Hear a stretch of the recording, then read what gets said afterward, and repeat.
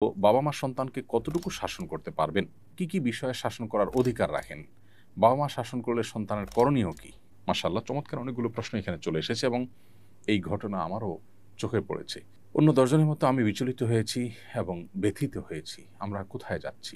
পশ্চিমা সভ্যতার কালো থাবা আমাদের সমাজকে দিন, দিন গ্রাস করছে এবং আমাদেরকে ধ্বংসের দ্বারপ্রান্তে নিয়ে যাচ্ছে। সন্তান তার বাবা-মার বিরুদ্ধে নালিশ করেছে শুধু শাসন করার অজুহাতে। সন্তান ফিজিক্যালি কোনো টর্চার্ড হয়েছে, সে বড় ধরনের কোনো ক্ষতিগ্রস্ত হয়েছে, এমন কোনো কিছু দেখা গেল না। অন্তত যেই সংবাদ সম্মেলন বা সাংবাদিকদের সামনে তার যে কথোপকথন, সেখান থেকে সেরকম কিছু আমি যেটুকু শুনেছি তাতে বোঝা যায়নি। অবশ্য বিস্তারিত কথা শুনলে আরও হয়তো ডিটেইল জানা যাবে।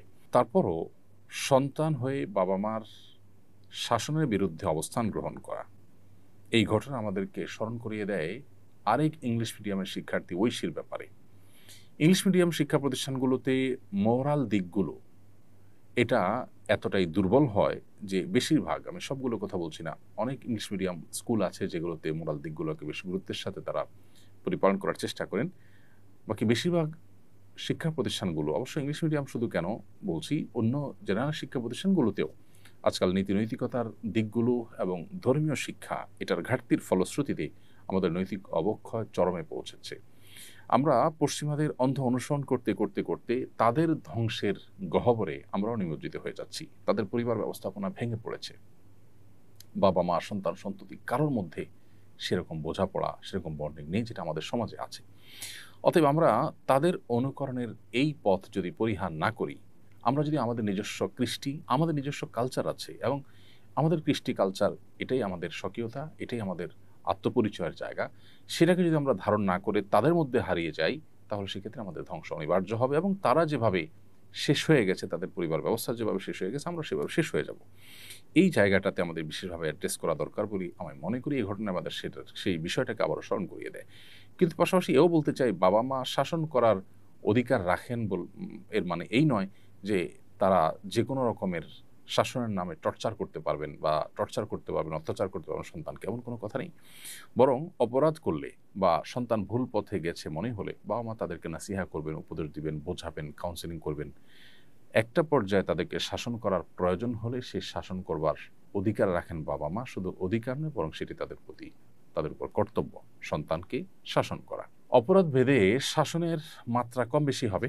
সেটি কখনো মৃদু বকাঝকার মধ্যে সীমাবদ্ধ থাকতে পারে, মৃদু তিরস্কারের মধ্যে সীমাবদ্ধ থাকতে পারে, কখনো কখনো সেটি প্রহার পর্যন্ত গড়াতে পারে। ইসলাম শরিয়া দৃষ্টিকোণ থেকে সেটিও অনুমোদিত। তবে সে প্রহার সন্তানকে ব্যথা দেওয়া বা সন্তানকে অত্যাচার করবার উদ্দেশ্য হবে না, সেটি হবে নিছকই তাকে শাসন করবার জন্য। এই প্রহারের ক্ষেত্রে শরিয়ার আবার বেশ কিছু নীতিমালা আছে।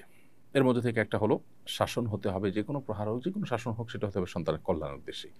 বাবা-মা ক্ষুব্ধ হয়ে, রাগান্বিত হয়ে তাদের ক্ষোভকে চরিতার্থ করবার জন্য যদি সন্তানকে শাসন করেন, তাদের গায়ে হাত তোলেন, সেটা জুলুমের পর্যায়ে যাবে এবং আল্লাহর কাছে তার জন্য জবাবদিহি করা লাগতে পারে তাদের। এমনভাবে শাসন করা যাবে না যার ফলে চামড়ায় কোনো দাগ পড়ে যায়, রক্ত বের হয়, আঘাতপ্রাপ্ত হয়ে চরম অবস্থা তৈরি হয়। এরকম কোনো প্রহারের অনুমোদন ইসলাম দেয় না। জাস্ট এটা সন্তানকে ভয় দেখার জন্য, সতর্ক করবার জন্য করতে ইসলাম বলেছে। এছাড়া চেহারা এবং স্পর্শকাতর জায়গায় কোনো আঘাত করা কারোর জন্য ইসলাম অনুমোদন করেনি। অতএব এই মূলনীতিগুলো মাথায় রেখে আপনি আপনার সন্তানকে শাসন করতে পারবেন। পশ্চিমা সভ্যতা বলে না, কোনো শাসন করা যাবে না, বাচ্চাকে কিচ্ছু বলা যাবে না। এই বস্তা পচা সস্তা চিন্তাধারা তাদেরকে কোথায় নিয়ে পৌঁছেছে সেটা আমরা জানি। হ্যাঁ, তারা জাগতিক অনেক ক্ষেত্রে যথেষ্ট অগ্রসর হয়েছে, কিন্তু তাদের পরিবার ব্যবস্থাপনা আজ মুখ থুবড়ে পড়ে গেছে। এটি আমাদের অস্বীকার করবার কোনো সুযোগ নেই। পক্ষান্তরে আমরা আমাদের গ্রাম বাংলায় আজ থেকে ১, ২, ৩ দশক আগেও যে চিত্র দেখেছি বা এখনো অনেক জায়গায় যে সমস্ত চিত্র আছে, বাবা-মার চোখ রাঙানিতে সন্তান শাসিত হয়, সেই শাসনে সন্তান সুপথে ফিরে আসে। বাবা-মার যে শাসন করতে গিয়ে গায়ে হাত তোলা, সন্তান সুলভ যে প্রহার, সে প্রহার অনেক সন্তান সারা জীবন স্মরণ করেন এবং সেই প্রহারই সন্তানকে মানুষের মতো মানুষ হতে সাহায্য করে।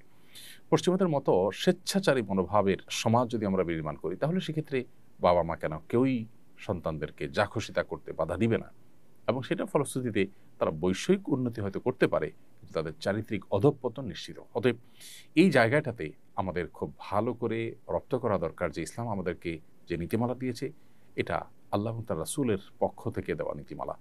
এটা মানুষের বানানো বিবেক প্রসূত করে নীতিমালা নয়। অতএব এই ইসলামী শরিয়ার মধ্যেই আমাদের কল্যাণ রয়েছে, নিহিত আছে। আজও অনেক বড় বড় পদে অধিষ্ঠিত সরকারি বেসরকারি বিভিন্ন পর্যায়ের কর্মকর্তা ব্যবসায়ীরা আছেন যারা ছোটবেলায় অনেক শাসনের মুখোমুখি হয়েছেন বাবা মার। তাদের কেউ কিন্তু তার জন্য কোনো দুঃখবোধের কথা তারা বলবেন না। অতএব আমরা যদি ঐশীর মতো সন্তান না চাই, আমরা যদি সন্তানের জন্য বাবা মার চোখের পানি পড়ার মতো বেদনাদায়ক অধ্যায় না চাই, তাহলে আমাদেরকে ইসলামী শাসনার্থে ইসলামী শাসন, ইসলামী বিচার বিশ্লেষণ, ইসলামী বিধিবিধানের পথে আমাদেরকে ফিরে আসতে হবে। আমাদের সন্তানদেরকে ধর্মীয় এবং নৈতিক মূল্যবোধ তাদের মধ্যে জাগ্রত করবার চেষ্টা করতে হবে। সন্তানকে যদি সুশিক্ষা দেওয়া হয়, দ্বীনি শিক্ষা, ধর্মীয় শিক্ষা দেওয়া হয়, সেই সন্তান বাবা মার বিরুদ্ধে এভাবে অভিযোগ করতে যাবে না, যাওয়ার কথা নয়। তবে খোলাসা কথা হলো, বাবা মাও শাসন করতে গিয়ে সীমা ছাড়িয়ে চলে যাবেন না। এমনকি বকাঝকা করতে গিয়েও সন্তানের মানসিকতা, সেটাকে লক্ষ্য রাখা, তার কোনো টর্চার হচ্ছে কিনা, সে কতটা নিতে পারবে, সব সন্তান একরকম হয় না, ভেঙে পড়বে কিনা, এ বিষয়গুলো মাথা রাখা দরকার। অতএব বাস্তবতা বিবেচনা না করে বাবা মা শাসনের নাম করে যদি এমন কিছু করেন যা সন্তানকে ক্ষতিগ্রস্ত করে, তাহলে সেটা অবশ্যই নাজায়েজ হবে, অনুচিত হবে। আমি একজন শিক্ষক, আমার নির্ধারিত বিষয়ের পরীক্ষায় কম নম্বর পেয়ে একজন শিক্ষার্থী আত্মহত্যা করেছেন। যদিও এতে আমার কোনো অন্যায় ছিল না, তবু আমি অনুশোচনায় ভুগছি। কম নম্বর পেলে আত্মহত্যা করার প্রবণতা রোধে করণীয় কি? এই জন্য অতিমূল্যায়ন করে বেশি নম্বরও তো দিতে পারি না, পরামর্শ দিয়ে বা দিতে করবেন। সম্মানিত শিক্ষক, আপনার এই অনুশোচনাটা, এটা আপনার দায়িত্ববোধের জায়গা থেকে, এটা আপনার মানবিক যে দিক আছে আপনার মধ্যে, সেই জায়গা থেকে হয়তো আপনি অনুশোচনায় ভুগছেন। আপনি নিজেও হয়তো বুঝতে পেরেছেন যে এখানে আসলে আপনার কোনো দায় নেই, আল্লাহর কাছে আপনি দায়ী হবেন না ইনশাআল্লাহ। কোনো শিক্ষার্থী পরীক্ষা খারাপ করলে আপনি তার খাতায় সে যা পেয়েছে সেই অনুযায়ী আপনি মার্ক দিবেন, এটি আপনার কর্তব্য। সেটা না করলে বরং অতিমূল্যায়ন করে যদি বেশি নম্বর দেন, সেক্ষেত্রে এটি হবে খেয়ানত, এটা হবে অন্য শিক্ষার্থীর প্রতি অবিচার এবং জুলুম। এজন্য অতিমূল্যায়ন করা যাবে না। আপনি আপনার দায়িত্ব সঠিকভাবে পালন করবেন। কোনো শিক্ষার্থী যদি বিপদগামিতার পথে পা বাড়ায়, তার দায় তার নিজের একান্ত।